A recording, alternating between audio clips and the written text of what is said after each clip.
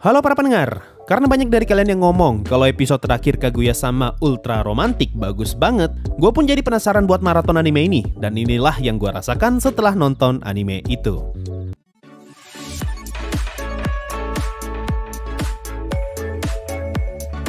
Buat kalian yang pengen nonton anime Kaguya-sama season 1 sampai season 3, semuanya ada di Bilibili. Nah, di video ini gue bakal berkali-kali ngebandingkan Kaguya-sama season 3 dengan Komi-san season 2. Dan semua yang gue sampaikan di sini 100% berdasarkan selera gue. Kalau kalian punya opini tersendiri mengenai hal ini, silahkan komen di bawah. Oh ya, buat yang nggak tahu, ketika video ini dibuat, Kaguya-sama season 3 menduduki peringkat pertama mengalahkan anime Fullmetal Alchemist Brotherhood sebagai anime dengan rating tertinggi untuk saat ini. Kita tidak tahu nih sampai kapan rating ini bakalan bertahan, jadi mungkin ketika video ini kalian tonton, bisa aja urutannya berubah lagi.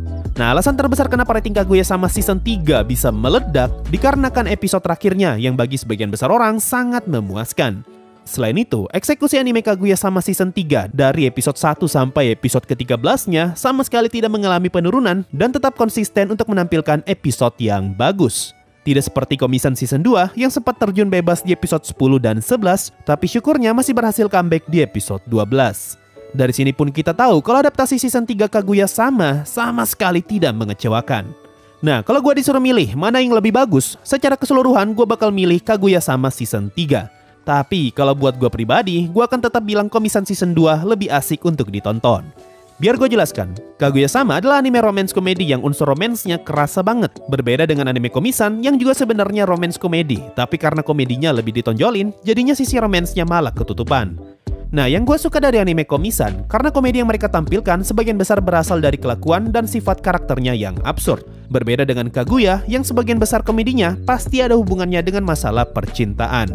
Makanya kalau disuruh milih, gue pribadi merasa lebih terhibur ketika nonton Komi-san dibandingkan Kaguya. Cuma memang harus diakui kalau season 3 Kaguya-sama bagusnya bukan main. Animenya berhasil memberikan kesan unik dan juga absurd di saat yang bersamaan. Komedinya juga ngena banget dan ada beberapa scene yang sukses ngebuat gua tertawa. Animenya juga ngebuat gua nggak bisa berhenti senyum ketika melihat interaksi setiap karakternya. Apalagi kalau Chika lagi ngebuat sesuatu yang aneh. Nah, kalau banyak orang yang bilang episode terakhirnya bagus, tapi buat gua episode 5 jauh lebih memorable daripada episode ke-13, yaitu ketika Shirogane dan Chika lagi nge-rap. Apalagi scene ketika mereka baru mulai nge-rap dan tiba-tiba muncul gambarnya Chika yang lagi di zoom in. Lalu hal lain yang ngebuat gua terkesan karena ending musik episode ini dibuat khusus hanya untuk memperlihatkan Shirogane dan Chika yang lagi nyanyi bareng. Belum lagi waktu Shirogane ngedis Hayasaka dan tiba-tiba scene-nya berubah jadi gambar cembung. Semakin ngebuat episode ini terasa unik dan rasanya kayak lagi nonton anime musikal. Nah, ngomongin soal musik, satu hal yang ngebuat Kaguya menang jauh dibandingkan Komi, yaitu musiknya yang benar-benar ramai. Kalau Komi-san lebih sering menggunakan musik yang santai dan ngebuat kita nyaman ketika nontonnya, sedangkan Kaguya-sama lebih sering menggunakan musik yang seru sehingga ngebuat setiap scene-nya nggak pernah terasa sepi. Cuma ada satu hal yang nyebelin di Kaguya, padahal hal ini juga ada di anime Komi-san, yaitu narator. Awalnya sih gue nggak keganggu sama sekali dengan naratornya Kaguya-sama, tapi gue baru benar-benar merasa terganggu ketika nonton episode terakhirnya. Scene yang gue maksud adalah ketika naratornya ngejelasin soal campfire pada saat balon yang Shirogane siapkan pecah. Nah, awalnya kan udah bagus nih, kita diperlihatkan scene Kaguya dan Shirogane yang berada di atas menara jam sambil dikelilingi balon hati dan juga suara musik. Tapi narator tiba-tiba muncul dan ngerusak suasana romantis itu dengan ngejelasin apa itu ultra romantik. Ultra romantic saksen. Tapi oke lah, gue masih bisa menerima gangguan ini. Cuma ketika gue ngira kalau naratornya bakalan berhenti ngomong karena musiknya tiba-tiba berhenti, ini orang malah ngomong lagi di saat musiknya kembali muncul.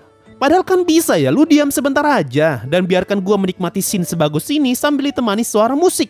Bayangkan kalian lagi nonton anime K-On dan di saat mereka mau konser atau di saat musiknya lagi memasuki tahap puncak, tiba-tiba narator muncul dan ngejelasin scene itu. Ya kan ngeganggu ya. Kita sebenarnya nih mau ngedengerin musik atau mau denger naratornya ngebacot. Cuma untungnya si narator ini udah berhenti bacot waktu Shirogane ngajak Kaguya untuk sekolah di luar negeri. Andaikan naratornya masih bacot bahkan di scene ini juga, mungkin gue bakalan emosi sih. Nah, gara-gara hal ini gue jadi inget konten kata mereka Kaguya-sama anime jelek. Nah, di situ gue jelasin kalau salah satu alasan kenapa orang kurang suka sama anime Kaguya-sama karena naratornya tuh nggak mau berhenti bacot dan dia malah ngejelasin semua yang sudah kita lihat di layar. Seakan-akan kita para penonton nggak mampu memahami scene tersebut kalau naratornya nggak bacot. Padahal kan bisa ente ngomong di saat-saat tertentu aja, kayak narator di anime Komi-san. Cuma sekali lagi, gue pribadi hanya terganggu dengan naratornya ketika nonton episode terakhir, terkhusus di scene yang gue maksud tadi. Selebihnya sih bagus. Nggak heran, sangat-sangat nggak mengherankan kenapa fans Kaguya-sama pada semangat ngerating tinggi season 3-nya. Karena emang animenya dibuat dengan sangat baik. Malah kalau mau jujur ya, buat gue sih jauh lebih menghibur nonton Kaguya-sama daripada Spy X Family. Apalagi ending Spy X Family part 1 kerasa biasa aja kalau kita bandingkan dengan ending Kaguya-sama season 3 dan juga ending Komi-san season 2. Tapi wajar sih, karena episode 12 Spy X Family sebenarnya bukan episode terakhir dan animenya masih bakalan lanjut di part 2. Makanya episode terakhir di part 1 terkesan biasa aja. Ya itu tadi pendapat gue pribadi setelah nonton anime Kaguya-sama Love is War Ultra Romantic. Kalau menurut kalian gimana? Apakah Kaguya-sama season 3 emang sebagus itu? Kalau gue sih emang bagus. Coba komen di bawah. Mungkin itu saja. Terima kasih semua yang sudah mendengarkan dan bye-bye.